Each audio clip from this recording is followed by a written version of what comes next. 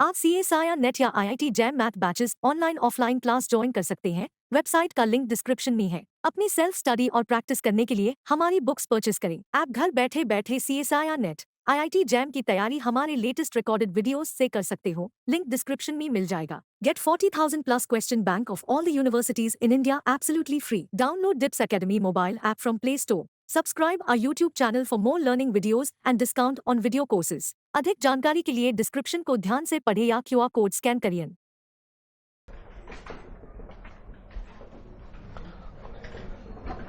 Cauchy Euler second order linear differential equation.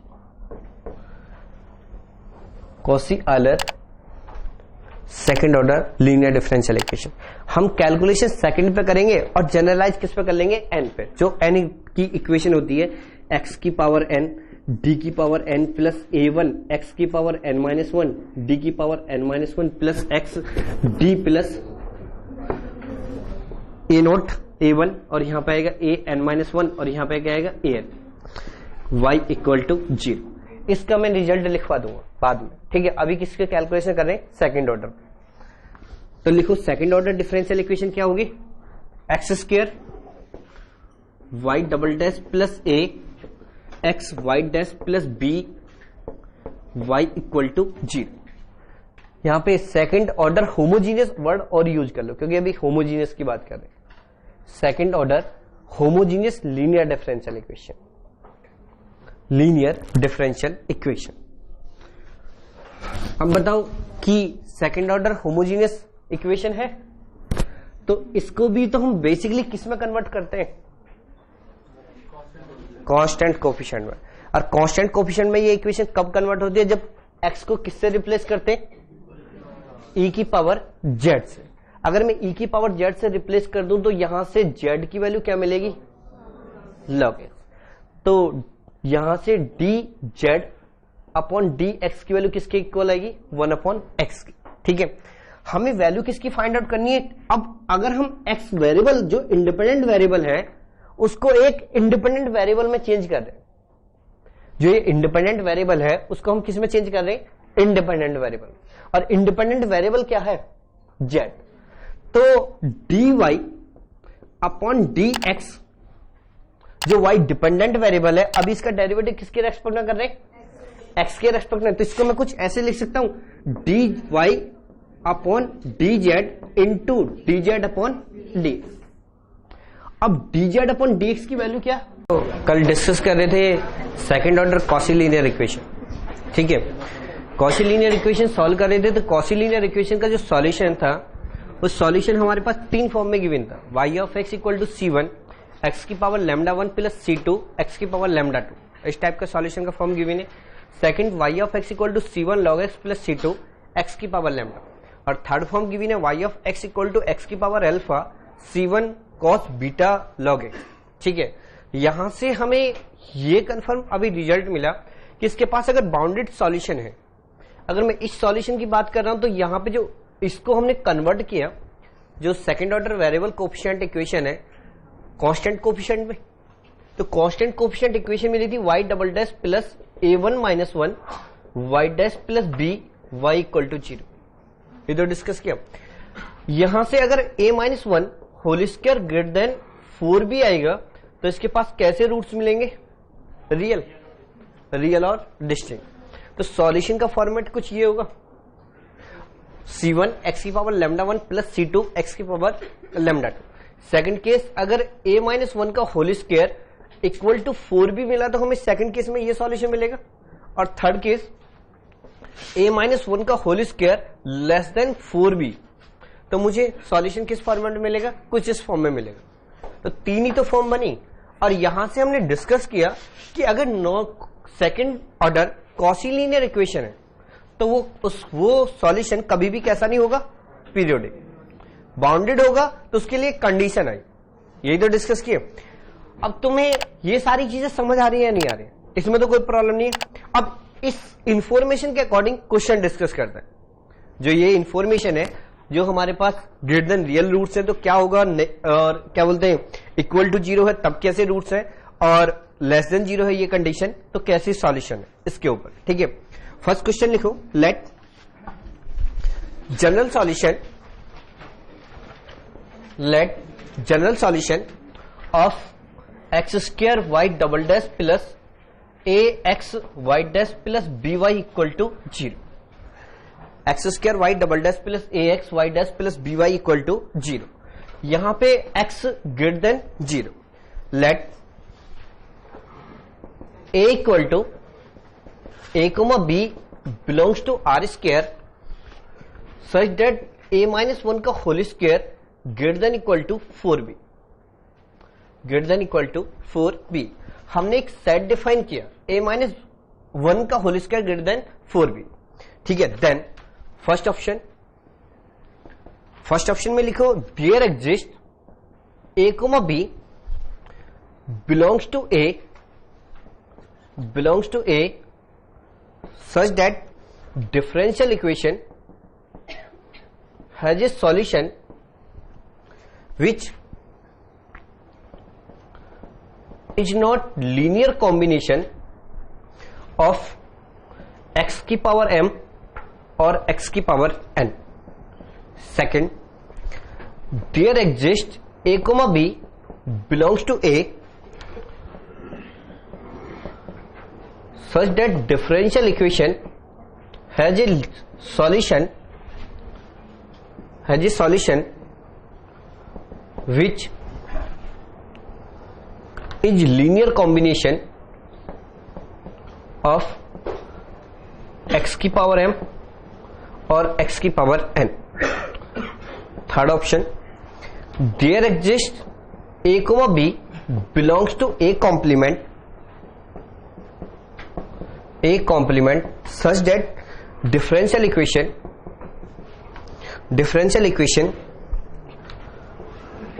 has a non-trivial solution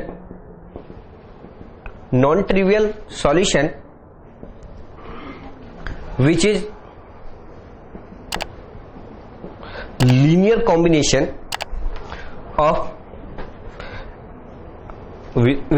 combination of x की power m और x की power n। और fourth option, none of this.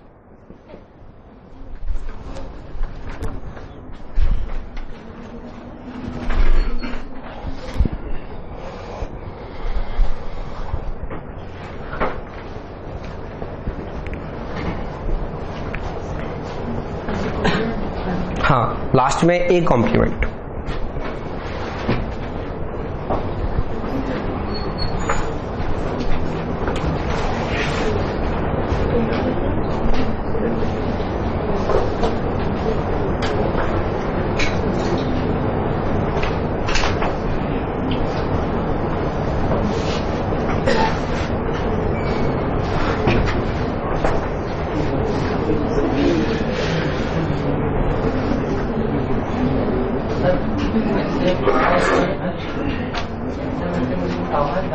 क्या बोल रहे हो? कोमा, डॉट नहीं होगा।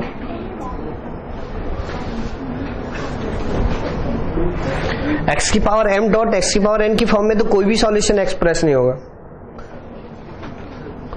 उनका लीनियर कॉम्बिनेशन ही बोला गया।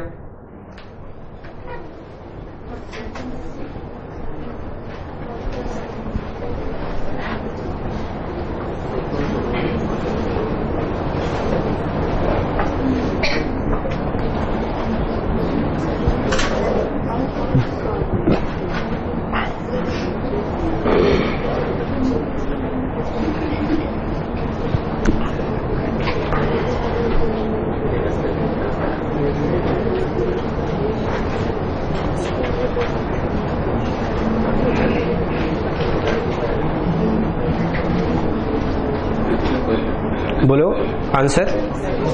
सेकंड, कितने लोगों का सेकंड आंसर है? सेकंड, ठीक है। और कोई और आंसर सेकंड के अलावा? फर्स्ट कितने लोगों का? फर्स्ट, सेकंड, ठीक है। फर्स्ट आप लोगों का, और कोई? बाकी लोगों का कोई आंसर नहीं। Just watching videos won't help. You need to practice your learning by solving questions. Get the latest practice books from DIPS. Click on the link to buy now. देखो फर्स्ट ऑप्शन में given है dear exist. जब भी ऐसा कोई question given होगा या फिर last year previous year question paper देखो, ऑर्डिनरी डिफरेंशियल इक्वेशन में जब भी क्वेश्चन पूछे जा रहे हैं उनमें लैंग्वेज रिलेट हो रही है, सॉल्यूशन है, कैलकुलेशन बिल्कुल नहीं है। लास्ट 3 पेपर से, 3 पेपर से पहले जो भी क्वेश्चन पूछे जा रहे थे वो कैलकुलेशन बेस्ड। अभी लिखूंगा अभी थोड़ी देर बाद। तो there exist a comma b belongs to a such that differential equation has a solution which is not linear combination of x की पावर m और x की पावर n। पहले यहां के बाद पहले फर्स्ट और सेकंड ऑप्शन डिस्कस नहीं करते, थर्ड ऑप्शन डिस्कस करते हैं। थर्ड ऑप्शन ट्रू है या फॉल्स है? फॉल्स है। क्यों फॉल्स है? कितने लोगों के अकॉर्डिंग फॉल्स है? सभी लोगों के अकॉर्डिंग या पर्टिकुलर कुछ? अगर यहां पे बोला गया a comma b belongs to a complement, एक कॉम्प्लीमेंट का मतलब क्या है? इस कंडीशन को सेटिस्फाई नहीं करना चाहिए। तो जो भी सॉल्यूशन आएगा वो किस फॉर्मेट में आएगा? इस फॉर्मेट में आएगा। और इस फॉर्मेट में कभी भी नॉन ट्रिवियल सॉल्यूशन इस कॉम्बिनेशन में एक्सप्रेस हो सकता। तो पहले तो हम ये काट देते हैं, ठीक है, ये ऑप्शन में डिस्कार्ड कर दे। सेकेंड, यहां पे बोला गया कि there exist a comma b belongs to a। यहां पे कंडीशन 2 गिवन है, a - 1 का whole square greater than equal to 4ab। तो अगर मैं इस कंडीशन को यूज करता हूं, जो ये सेकंड कंडीशन है, a - 1 का whole square equal to 4b, तो इस केस में सॉल्यूशन कुछ ऐसा मिलेगा। इस सॉल्यूशन का फॉर्मेट है y of x equal to c1 log of x plus c2, और यहां पे बोल सकता हूं x की पावर लैम्डा। अगर मैं c1 को 0 कर दूं और c2 को 1 कर दूं तो y of x equal to क्या मिलेगा? x की पावर लैम्डा टाइप का। तो क्या ये लीनियर कॉम्बिनेशन की फॉर्म में एक्सप्रेस होगा? ये चीज समझ आ रही है नहीं आ रही? तो इसका कौन सा ऑप्शन होगा? फर्स्ट। अब सेकंड में तो कोई प्रॉब्लम ही नहीं आएगी। सेकंड में तो बोला गया कि डियर एग्जिस्ट, अगर ये कंडीशन इसमें बिलोंग करेगी, दे रखी है कंडीशन a - 1 का whole square greater then 4ab। अगर ये 4ab है तो इसका सॉल्यूशन किस में मिलेगा? c1 x की power lambda 2 plus c2 x की पावर लैम्डा 2। इस टाइप का सॉल्यूशन मिलेगा नहीं मिलेगा? तो फर्स्ट सेकंड ऑप्शन में तो कोई प्रॉब्लम ही नहीं थी, सेकंड तो डायरेक्ट टिक करते, बस प्रॉब्लम किस में थी? फर्स्ट ऑप्शन में।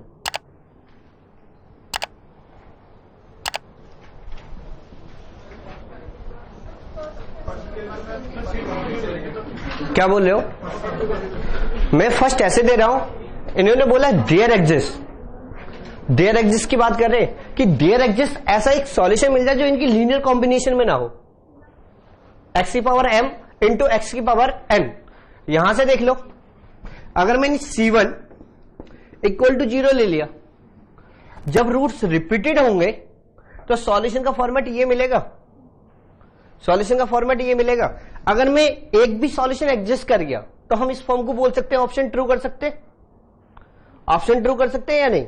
थोड़ी देर के लिए ऐसे भी मान सकता हूं c2 इक्वल टू 0, ये c2 0 कर सकते हो, c1 इक्वल टू 1 मान लो। c1 1 मानोगे तो y of x equal to क्या मिलेगा? log ऑफ x और x की पावर लैम्डा। क्या ये सॉल्यूशन इस फॉर्म में एक्सप्रेस होगा?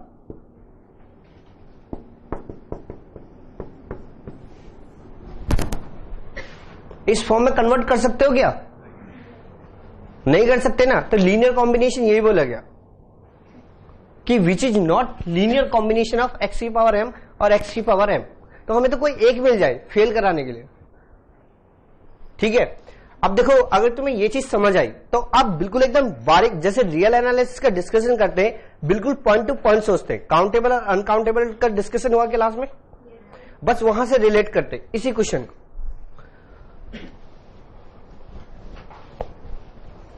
पहले 2 क्वेश्चन एक साथ लिख रहा हूं, ये कंडीशन रिमूव कर रहा हूं। लिखो, लेट जनरल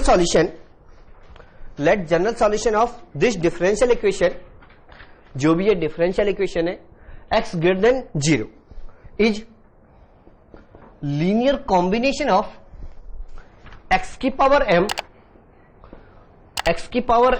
कोमा x की पावर n, और यहां पे बोल रहा हूं m और n belongs to r for all ab belongs to a subset of r square.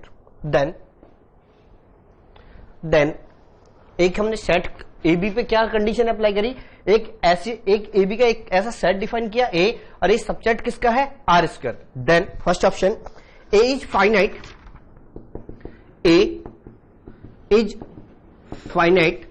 Second option A is countably infinite,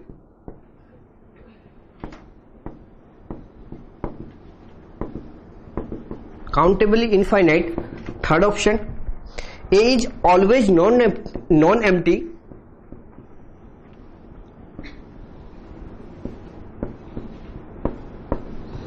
non empty. और fourth option A is uncountable, A is uncountable. अब देखो पहला question तो ये है, same question लिख रहा हूं नीचे, ठीक है, थोड़ा सा डिफरेंस है बस, change. Let a equal to a comma b, a comma b slash a comma b belongs to R, a comma b belongs to R and x square y double dash plus a x y dash plus b y equal to 0 for all x greater than 0, for all x greater than 0 such that every solution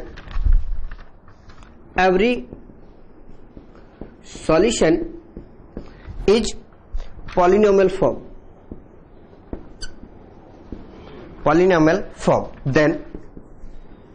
then cardinality of A is, first option cardinality of A equal to phi, second option cardinality of A equal to finite, और third option cardinality of A is uncountable,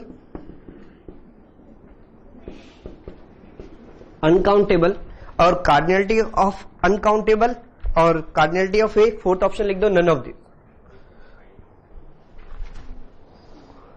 countable और fourth option लिख दो, या फिर cardinality of A is countable.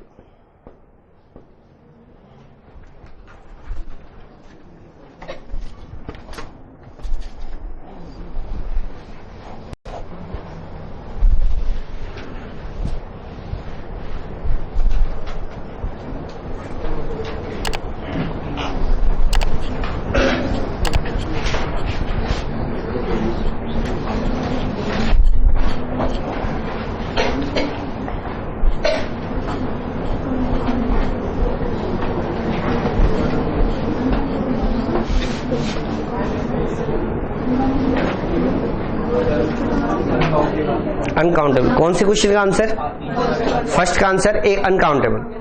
ठीक है, कौन बता रहा है अनकाउंटेबल, आप, लॉजिक क्या, एक्स है जो मतलब ये है, ये इस वाले केस में फर्स्ट क्वेश्चन में हाँ ठीक है, a माइनस 1 का होल स्क्वायर 4b के और b से ग्रेटर होता है, तो ऐसी कोई भी a और b चूज कर देंगे जो r में से इसके लिए अनकाउंटेबल हो जाएगा। ठीक है, और ये इसका भी अनकाउंटेबल। ठीक है, कितने लोगों का आंसर इसका अनकाउंटेबल है? देखो अब तो ट्राई किया करो, ऐसा नहीं कि क्या नाम है क्वेश्चन, पहला क्वेश्चन समझाया उसके बाद तो आंसर आना चाहिए। हाँ बोलो, इसका इस क्वेश्चन का आंसर अनकाउंटेबल। और कोई आंसर? यहां पे अगर अनकाउंटेबल हो गया तो ये भी तो ऑप्शन हो जाएगा, ए इज नॉन एम्प्टी, ये भी तो ऑप्शन हो जाएगा, ए इज नॉन एम्प्टी। तो ये तो कंफर्म है, लेकिन इसका लॉजिक और इसका लॉजिक दोनों का डिस्कस करता हूं अभी। इसके बारे में कितने लोगों का आंसर अनकाउंटेबल है? अनकाउंटेबल 1 2 3 4 5। ठीक है, क्या वो चॉइस पूछ रहा, सेट की सॉल्यूशन की चॉइस नहीं पूछ रहा, वो ए और बी पे कंडीशन पूछ रहा। Cardinality of A. Hope you are liking these learning videos. Want to study with Dubey Sir Live? Join our offline online batches for CSIR NET Maths and JAM. Visit our website or click on the link highlighted to know more. Equal to, हाँ ठीक है, मैंने बोला कि क्या नाम five नहीं, option बनाया, मैंने थोड़ी ना बोला कि क्या नाम है फाइव ही होगी, ऑप्शन बना दिया, तो ऑप्शन बनाने में क्या प्रॉब्लम है, तुम टिक कर दो। ये तो तुम्हारा लॉजिक है ना कि क्या नाम है नंबर ऑफ सॉल्यूशन जीरो नहीं हो सकते, इनफाइनाइट हो सकते। सेकंड ऑर्डर डिफरेंशियल इक्वेशन है, एक ऑप्शन इनफाइनाइट लिख दूं तो इसका कोई लॉजिक थोड़ी था कि इनफाइनाइट नहीं हो सकते, और सेकंड ऑर्डर के सॉल्यूशन होंगे तो इनफाइनाइट नहीं होंगे, तो वो तो ऑप्शन बना रहे हैं। चलो अब बताओ इसका आंसर क्या है ना, कैसे सॉल्व कर रहे हो। देखो हर चीज का डिस्कस याद रखना, पॉलिनोमियल का मतलब क्या होता, पॉलिनोमियल का मतलब क्या होता, अगर पॉलिनोमियल बोला गया, यहां पे एक वर्ड यूज किया गया polynomial, average solution is polynomial, polynomial form की बात हो रही है, ठीक है। अगर मैं रियल में पॉलिनोमियल की बात करता हूं तो p of x equal to a naught x की power n plus a one x की power m, sorry n minus one, ये पॉलिनोमियल होगा। और अगर ये पॉलिनोमियल फॉर्म में है तो जो ये पॉलिनोमियल है तो इसकी डिग्री किस में बिलोंग करती है, सॉरी पावर किस में बिलोंग कर रही है, नेचुरल नंबर। तो जो तुम सोच रहे हो उसको चेंज कर दो, पहले इसके अकॉर्डिंग केस बनाओ कि अगर पॉलिनोमियल फॉर्म बोला गया तो वो एन किस में बिलोंग करेगा, नेचुरल नंबर। सोचो फिर क्या आएगा आंसर, फाइनाइट आएगा। हाँ क्या बोल रहे थे,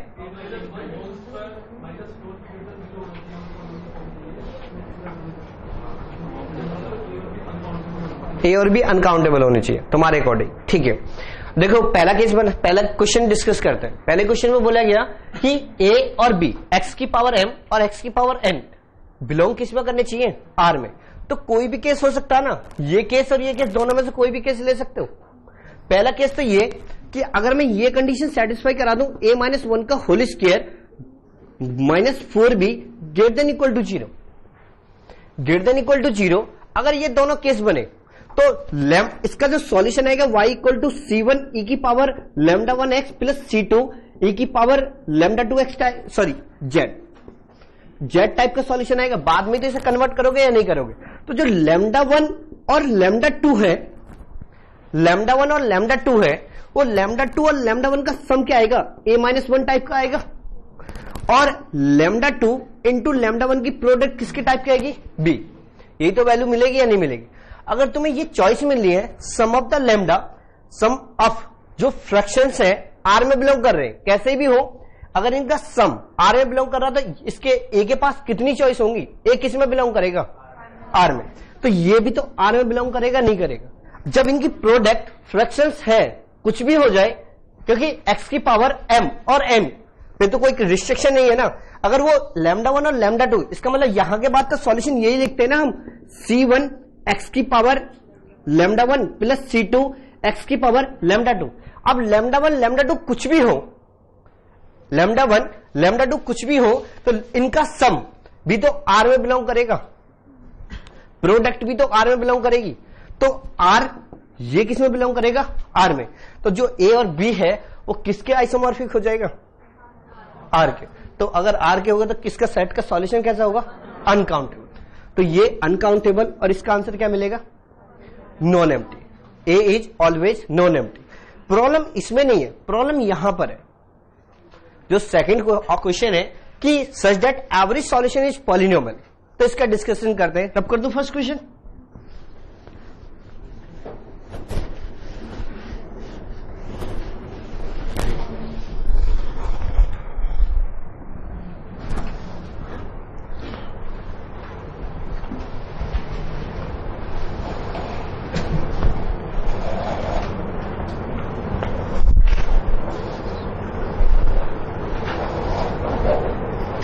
ये नोट किया। अब बताओ अगर सॉल्यूशन a माइनस वन की power two minus four b greater than zero आएगा, इक्वल टू भी जीरो नहीं आएगा। अगर हम पॉलिनोमियल की एवरेज सॉल्यूशन को इस फॉर्म में, पॉलिनोमियल की फॉर्म में एक्सप्रेस करना चाहते हैं, तो पहली कंडीशन तो ये होनी चाहिए a माइनस वन का whole square minus four b greater than zero, four b greater than zero.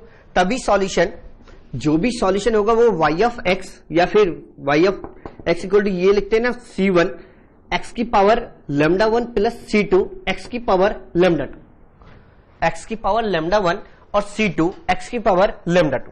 तो लैम्डा 1 और लैम्डा 2 अगर पॉलिनोमियल है, सपोज करो कि every solution is polynomial form, तो लैम्डा 1 और लैम्डा 2 पर चॉइस क्या बन सकती है? तो वो कैसी किसमें बिलोंग करेंगे? Set of natural number.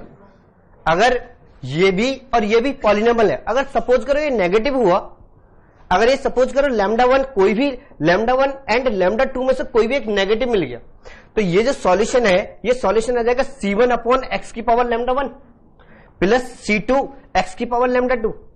तो क्या ये सॉल्यूशन पॉलिनोमियल होगा? तो इस लैम्डा 1 और लैम्डा 2 के लिए क्या चॉइस है हमारे पास? वो किस में बिलोंग करेंगे? नेचुरल। तो सम जो भी आएगा, ये भी नेचुरल नंबर है, ये भी नेचुरल नंबर है, जो भी सम आएगा वो a माइनस 1 के इक्वल आएगा। और ये नंबर किस में बिलोंग करना चाहिए? नेचुरल में। अगर ये नेचुरल नंबर में सेट बिलोंग कर रहा तो, लेकिन प्रोडक्ट में तो नहीं बोल सकते ना।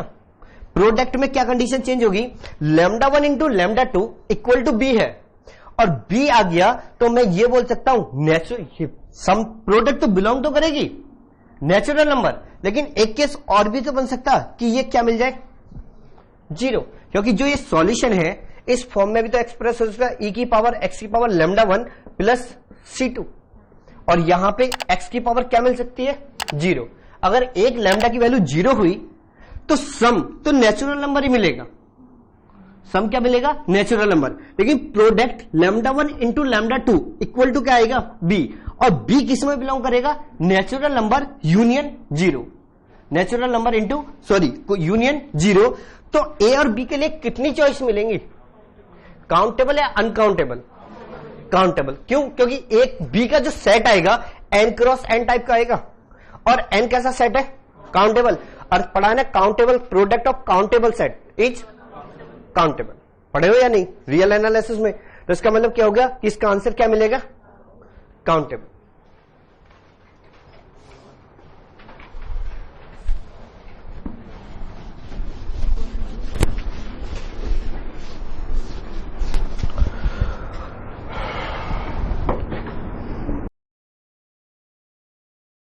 आप CSIR नेट या IIT jam math batches online offline class join कर सकते हैं। वेबसाइट का लिंक डिस्क्रिप्शन में है। अपनी सेल्फ स्टडी और प्रैक्टिस करने के लिए हमारी बुक्स परचेस करें। आप घर बैठे बैठे CSIR नेट IIT जैम की तैयारी हमारे लेटेस्ट रिकॉर्डेड वीडियोस से कर सकते हो। लिंक डिस्क्रिप्शन में मिल जाएगा। Get 40,000 plus question bank of all the universities in India absolutely free. Download DIPS Academy mobile app from Play Store. Subscribe our YouTube channel for more learning videos and discount on video courses. अधिक जानकारी के लिए description को ध्यान से पढ़ें या QR code scan करिए।